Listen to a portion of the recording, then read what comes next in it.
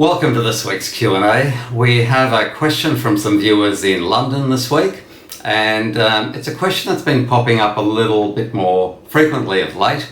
They're looking to buy an investment property in Australia, and it's really about managing, I suppose, their borrowing capacity. So the question is, should we buy this property just in one of our names? So in the husband's name, both spouses are working, currently earning similar incomes, and the reason for this is that they would then potentially want to buy another property subsequently that they may wish to move back into and live in as their principal place of residence. So the strategy here is that they would like to perhaps take out a loan in one of the partners' names and purchase the investment property with a view that that will help them get a higher lending borrowing capacity in the future when they look to buy their future home.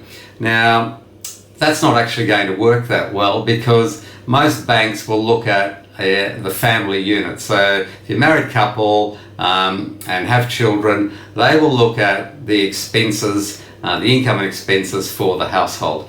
So if you're going to buy an investment property simply in one of the spouse's names, all of the income and all of the tax deductions, etc., will go to that person and none to the second person. There's also the other situation where if you're only going to use one person's income to start with, it may impact your borrowing capacity now for when you're wanting to buy that investment property and not assist you potentially in the future. But the big problem, I guess, is that when in 2 or 3 years' time you want to go and take out a loan to buy your then future home, the bank will still look at things as if you had potentially bought this property together to start with, because your expenses are still shared. So you can't really escape that situation. In fact, quite often you may be better off looking at buying things either as joint tenants or tenants in common in the beginning and afterwards, and think more about ownership in terms of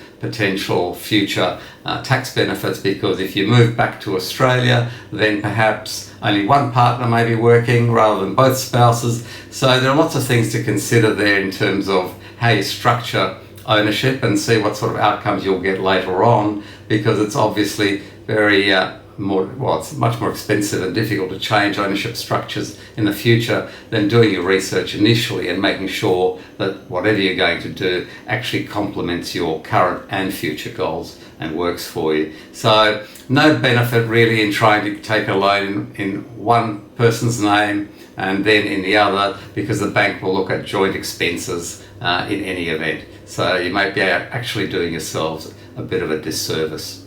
If you found this interesting or useful, then please subscribe to our YouTube channel and click like. And if you need any help with any of these sorts of questions, don't hesitate to reach out, email us or call us, and we'll have somebody contact you. And I'll see you at next week's Q&A. I'm Andrew Unterweger.